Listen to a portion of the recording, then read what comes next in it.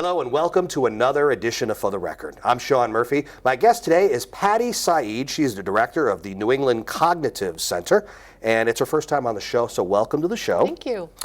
Great having you here. Let's tell everybody to start off with what the New England Cognitive Center is. What NECC does is develop cognitive programs for Alzheimer's disease and dementia. Basically. What we've done is developed 5 levels of program that provide stimulation. We've done some research on the efficacy of the programs, and there seems to be some benefits in terms of helping individuals improve their memory and other cognitive areas of the brain as well. So it's a way to fight back. It's a way to kind of give people some more control in the presence of Alzheimer's disease and dementia. We also have developed a program, our Mind Sharpener program, that's aimed at normal, healthy seniors to help them stay, keep their brains fit. And so, we have kind of a whole suite of cognitive programs that we've developed. It's talked about a lot. It is out there. Alzheimer's, very popular subject that people like to discuss, and dementia. And why is it? Is it such a problem? Is it an epidemic, or is it becoming that, or is it that people are just understanding it more, and it's just more top of mind for people now?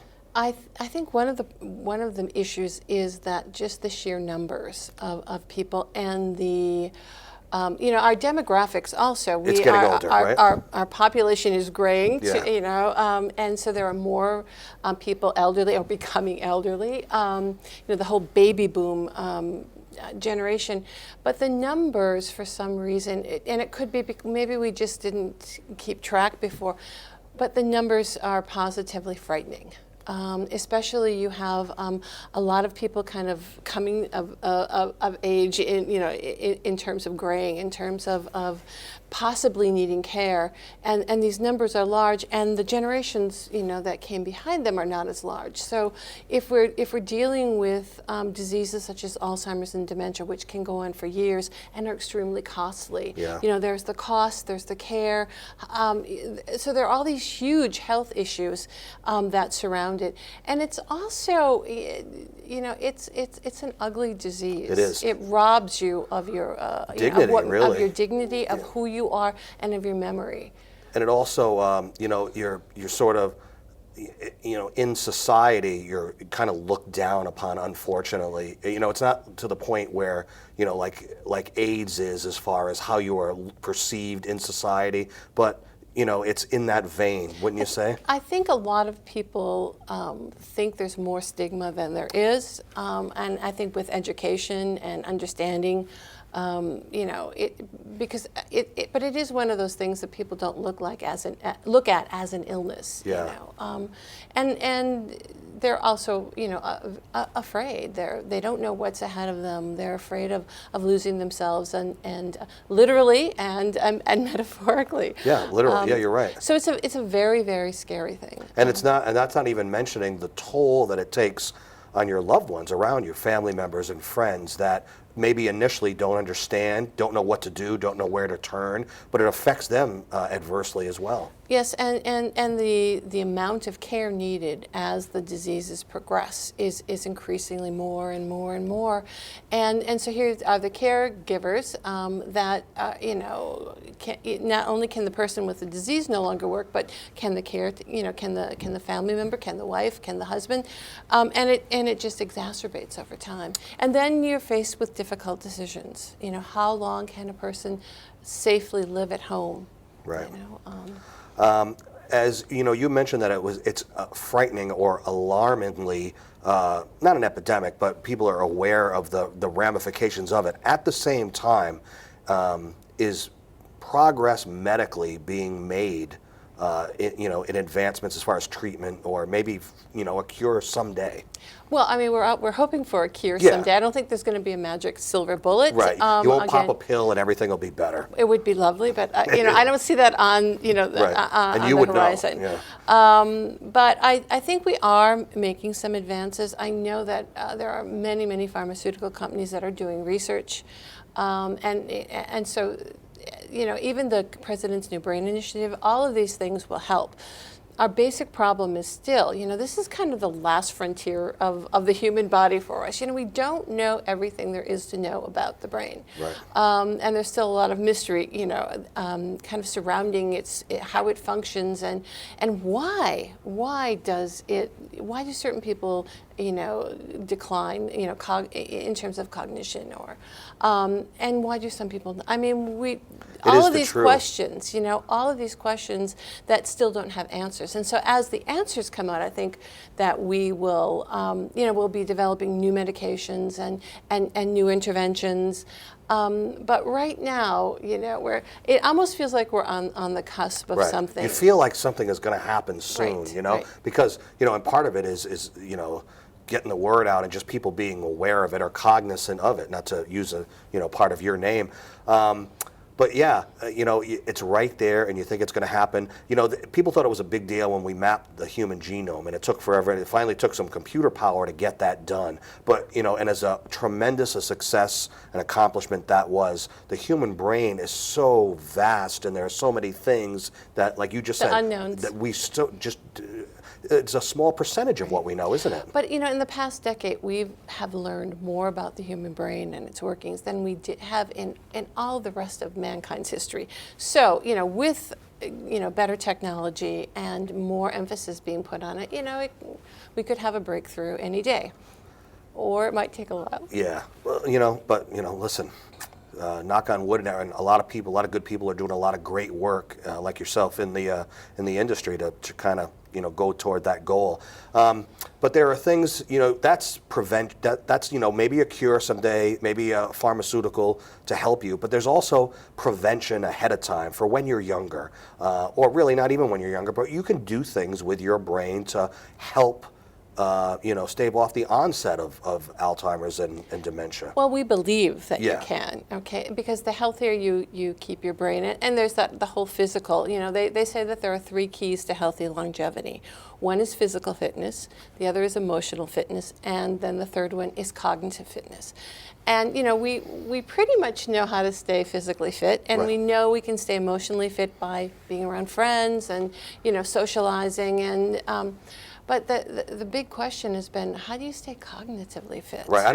People might not even understand what that means exactly. Right. Yeah, cognitive. Yeah. What is that? And basically, that's the brain health. How do you keep your brain working as well as possible? And that's where, we started in terms of developing programs. How do we develop something?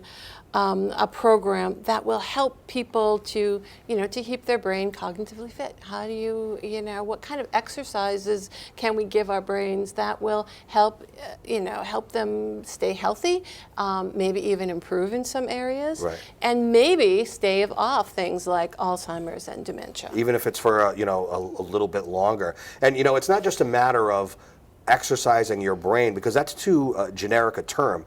When you exercise your body, you can get very specific, or if you're smart, you do a well-rounded exercise where you're building muscle and working all the muscle groups and losing weight. So when you do something with your brain, you want to make sure you go around the whole circuit and hit as many of the parts of the brain. You want, what we call a full brain workout, if that's what it possible. is. And again, that's where we build our programs. We target the 6 major cognitive domains, the 6 major areas of the brain, in a very systematic and graduated way, just like a teacher teaches a lesson. There's repetition, there is practice, and challenge, and that's the big key. If you want to give someone, in terms of cognitive fitness, a key, one single thing that would help them, it would be challenge. Okay, because that's very metaphoric. There you go. Yeah. But think about it. What is neuroplasticity? That word gets tossed around like these commercials, days, right? everything, But neuroplasticity is human learning. It's learning. Okay, so So it's a basically, euphemism. well, kind of. Well, it is because the brain is quote unquote plastic, and Right. and it responds, it adapts to the situations that we're in. And if we want to learn something, or we're in a situation where we are forced to learn something, it usually doesn't let us down. Right. And so what we have to do is to kind of keep challenging our brains. Learn something new. And in schools or in our programs, we're kind of like always asking for a little bit more. That was good. Now let's try this. You always Let's try strive this. to get a little bit better. Like people with crossword puzzles. I mean, I do a lot of lecturing, and I always get one or two people who come up to me before the lecture and say, I don't have to worry about Alzheimer's because I do a crossword puzzle every day. That's great. And then I ask them, do you like crossword puzzles? Oh, yes. Are you good at crossword puzzles? Oh, yes. Where do you get your crossword puzzles? Oh, in the newspaper. What happens is that they're already good at crossword puzzles, That doesn't right? do your brain any good, right? Well, it because does. it's not challenging it. Well, but they're getting them usually from the same sources, Right. and the faster they are, and the better they do them, the better they feel about themselves. But they don't ever push themselves. They a lot of people just kind of stay at this, and they don't go up and beyond. Just like at the above and gym, you beyond. want to try to run a little bit further, right? A little bit further, and not try to Right. do a triathlon or Right. something like that, but push yourself a little bit harder. And the other thing is, just doing one type of activity doesn't really cut it either. Right. You can't just do math problems. I mean, it's great, but you can't just read a book. You can't just, do memory games and so that you remember. It has to be an all-encompassing thing, or as many of the parts of the brain Right. as you can. And right? all of those things, we're not saying that they don't help. But if you really want to be effective, and I think that's where our programs have are beginning to take off, is that it really does. Our programs provide a full brain workout. Now, if you don't have access to ours, then you can kind of try to mix and match things on your own, and you might not get the results, but hey, the great thing is that you can't do any harm. Right. And you might have a good time while you're doing it. Right, you're fun. Like, a lot of people say if you can kind of convince yourself that you're kind of just playing a game, you actually want to do it, and it's actually helping your brain. But in this sense, you don't know, if you're doing any good. But like you said, what harm can it do, right? can't. You're only, Right. maybe you learn something from it, right? Right. I'm going to give you an opportunity now. I want to get into the programs a little bit more specifically, but first, whenever somebody comes on the show and there have been awards that have been won, I definitely want to give you the opportunity to talk about, and it's been at least a couple of awards for New England Cognitive Center, correct? Yeah, in 2006 we won the American Gerontological and the Archstones Award for innovation. It was when we were first developing and launching. We're still really in the development phase of our programs, and that was, and we were nominated by the state of Connecticut, which was just an extremely awesome, cool experience, to get that kind of a nod, especially early on. And this year, we were awarded a Mind Alert Award through the American Society on Aging and the MetLife Foundation. Well, congratulations. Thank you. And who knows, more awards on the horizon, right? We'll see. We'll let you. Now, let's get more specific about some of the programs that you were talking about to help people. Which one do you want to start with? Well, actually, what we're trying to do is to kind of build a staircase of programs. Okay. Of You start with cognitive one. programs. Yeah. At right now we have 5. They're at 5 different levels, and it's easiest to explain starting from the top level. Okay. And if people go to our website, it's all mapped out. What's very, your very website? clear. It's www.cognitivecenter.org. Okay. But all the programs are there in there, as a list, and then they're the individual programs. But the topmost program is our Mind Sharpener program, and it was developed basically for people at senior centers, seniors who there's really no pathology, there's no disease, there's little impact. Maybe they forgot where they left their car keys, or if they're like me, where you left your car in a really big shopping mall. Is that normal? I mean, is that just something that people experience and they shouldn't be thinking necessarily that, it's the onset of Alzheimer's right there because I forgot where I left my car keys? Usually after 40, we start Okay. to become a little bit more forgetful. You don't have to be, and that's the point of that particular program, And usually, a lot of these early memory problems, and they happen to a lot of people, really aren't memory problems. They're concentration problems. So good point. if I walk into the house at the end of the day and the phone is ringing and the dog is barking and the Yeah, kids you can are only do screaming, so many things at once. you know, and so I'm gonna, do I race for the doorbell, and I may not notice where I put my keys down, you know, and they've been left on the back of the couch, and they've, you know, so if you don't pay attention, you're not gonna remember. Is multitasking good for the brain if you can do more than one thing? Multitasking is not efficient. Let me put it that way. Okay, so you get lesser of both tasks. No, because right? you know, you can only focus. Concentration is sequential. You can only focus on one thing at a time. And so if I'm working on you know, item A over here, and here comes item B, and I stop going here, I have to go back and kind of start again. That whole, now where was I? You know, the brain has to kind of reboot to get here. Physically, we can multitask pretty well, okay? But mentally, not so well. And it's because of concentration. You can really only focus on one thing at a time. Focus, you know, you can be aware of many things, but to focus and do something well, no. Yeah. All right, so that was the top tier, the number 5. That was the top for. Now we also found out in a recent study that program works pretty well for MCI, which is mild cognitive impairment. So there's a, you know, and you know, I don't know if that qualifies as a disease, but you know, there's a bit of a cognitive problem developing there. You should start to be concerned at that point. You know, yeah, a little bit concerned, and look for something that's going to help that. Sometimes that will go into Alzheimer's or dementia, sometimes not. Right. And then we have had a few clients who have early Alzheimer's disease, and that program has helped them too in the very early stages. The next program down is a program that's meant for early Alzheimer's, early stage. And again, and what I forgot to mention was all of these programs are basically 24 sessions, 24 one-hour sessions.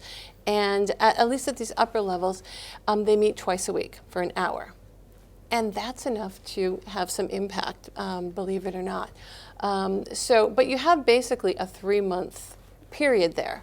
And if you think of that, you know, one thing we can't forget is time. Right. Okay, how long is the semester? Right. It's 3 months. You know, how long?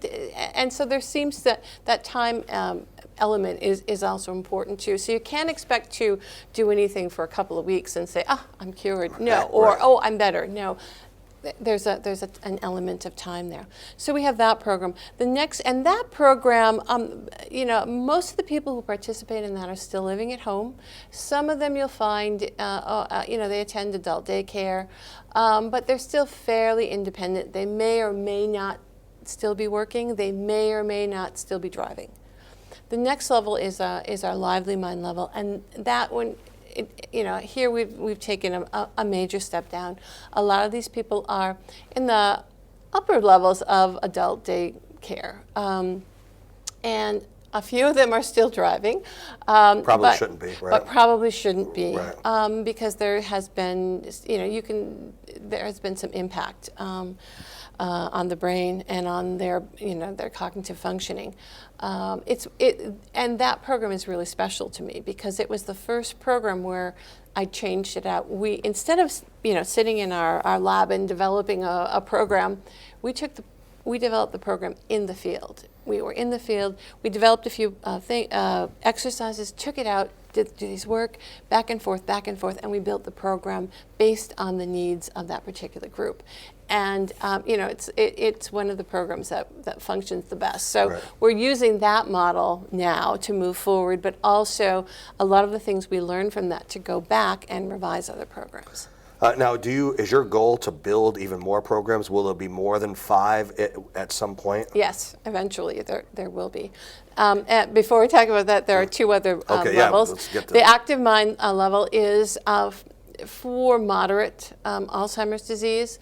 These people, some of them are still living at home, but they need a lot of supervision, almost 24-hour supervision. You'll find a lot of these people also in at adult daycare centers, but also at assisted livings in the memory units, usually in secure memory units. Okay. And then the final level that we have now is our it's our Ready Mind program, and that's for moderate to severe. And these people, very few of them live at home. Most of them are in secure memory units. And that's where we see the biggest difference the soonest. Yeah. In the programs, usually within 2 to 3 weeks. So the more severe, the more you see more results you see with your programs. Yeah, well, you know, I since I've been like on a lifelong diet, it's kind of like if you have a person who's like grossly overweight. That's because you concentrate on the brain more than Maybe the body, that's right? it. Okay, Because that's what you do. But if someone is grossly overweight and they go on a diet, in a couple of weeks, You can see the difference. They lose a lot of weight yes, quickly. because there's a long way to go. And I think the same thing is true. There's a lot of improvement that could be made, or there's a lot of potential benefits. So maybe we see that, you know, it's just more apparent. And it kind of hits you in the face after about 3 weeks, and people are going, "What are you doing in there? What's this program all about?" And so it's, you know, and you see it in all the levels. Yeah. But it's not as apparent because as you go up the staircase, so to speak, of programs, we're getting closer and closer and closer to normal. Right, and when you're losing weight, when you get closer to your ideal weight, you see it less, but also your body is resisting more because there's that much less body fat or whatever that you need to shed. Right. So same thing with the brain, right? Right. So in a general way, especially in the more severe cases, there is actually the ability to reverse the conditions a little bit. Or is that too strong of a word to use? I think we have to be careful, Yeah. you know, right now because you know even our programs we're still doing studies. Right. You know what's working. How about what's this? not You're working. seeing positive results. We're seeing some benefits, and the benefits are different on levels. But yeah, we do see that, and we have had in certain circumstances there are some facilities that have all of our programs. And we have had people graduate from one level to another. Now, could they get from, say, the lowest level to the highest level? Probably not. Yeah. But it's such a big, you know, achievement to move from one level up to the next and still be able to, you know, to be able to stay at that level. That, you know,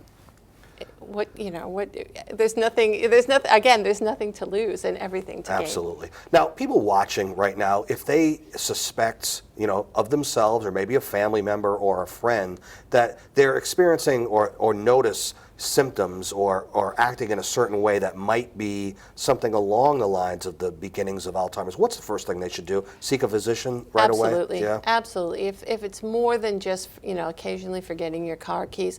But, you know, the other thing too is a lot of people are afraid to go to the doctor and say, or even if they're there for their physical, they're afraid to say, you know, I think I have a memory problem. It's a person's pride and dignity that they have to get. Or, you know, just the fear of the unknown or what could be. But the thing is, you know, the other thing that a lot of people don't know is that there are things that impact our memory that aren't, you know, Alzheimer's, that aren't, you know, dementia. If we're on a new medication, That's true. It could do that. Mild dehydration can reduce your ability to remember something by 25%. That's a big deal.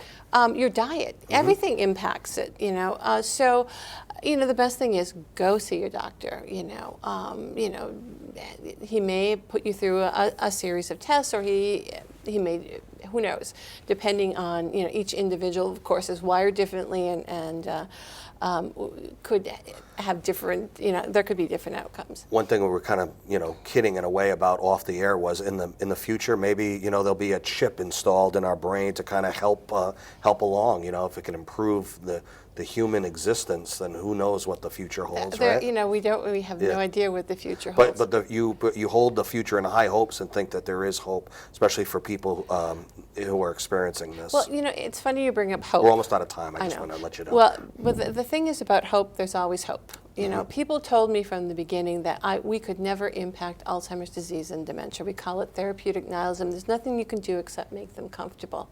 Well, that's certainly you know not the case. Tell me I can't do something. That's I love right. to do that. But I think we can. We can make an impact. And the thing, if nothing else our programs do, is it gives people with Alzheimer's and dementia something to do. It gives them a tool. It gives them a weapon to fight back. And then when they start feeling like, well, boy, look at what I can still do instead of what I can't do, that gives them hope. And so usually when we have people in the program, geriatric depression goes way down. And when we can get depression down and hope up, That in itself That's a is huge success right huge. there.